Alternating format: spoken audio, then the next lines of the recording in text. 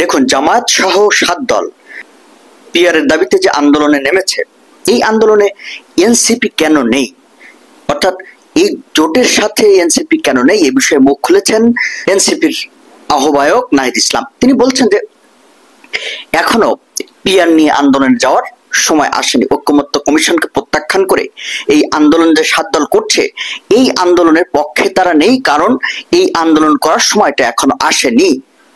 আওয়ামী লীগের ঝটিকা মিছিল নিয়ে নাহিদ ইসলামের কাছে সাংবাদিকরা প্রশ্ন করেছে। তিনি বলেছেন যে আওয়ামী লীগ এই বাংলাদেশে নিষিদ্ধ একটি দল এবং 5 আগস্ট আন্দোলনে পতনের পর আওয়ামী লীগ যে আবার ঝটিকা মিছিল করছে, এটা অবশ্যই সরকারের পৃষ্ঠপোষকতা এবং তাদের পৃষ্ঠপোষকতার কারণে এটা করতে পারছে।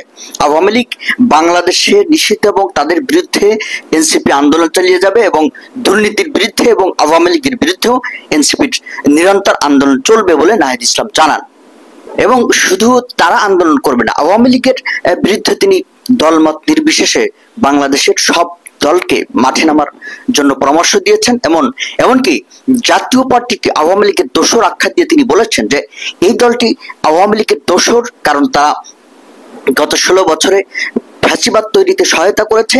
এ কারণেই আওয়ামী লীগের সাথে রাজনীতি করার কারণে জাতীয় পার্টিও সমান অপরাধী এবং তাদেরও বিচার হওয়া উচিত।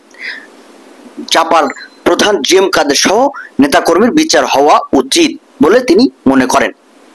এনসিপির জাতীয় সমন্বয় সভায় সর্বশেষ যে 3টি বার্তা নেতাকর্মীদের জন্য নাহিদ ইসলাম দিয়েছেন, সেগুলো হলো জাতীয় গণপরিষদ এবং জাতীয় সংসদ নির্বাচনের জন্য প্রস্তুতি গ্রহণ করা, আওয়ামী লীগ এবং দুর্নীতির বিরুদ্ধে সামাজিক প্রতিরোধ গড়ে তোলা এবং এনসিপিকে ওয়ার্ড এবং ইউনিয়ন পর্যায়ে দলের সাংগঠনিক কাঠামো সম্প্রসারণ করা। নাহিদ ইসলাম মনে করেন গণপরিষদ নির্বাচন এবং নতুন সংবিধান প্রণয়নই বাংলাদেশের বর্তমান সংকট কাটাতে একমাত্র সমাধান হতে পারে।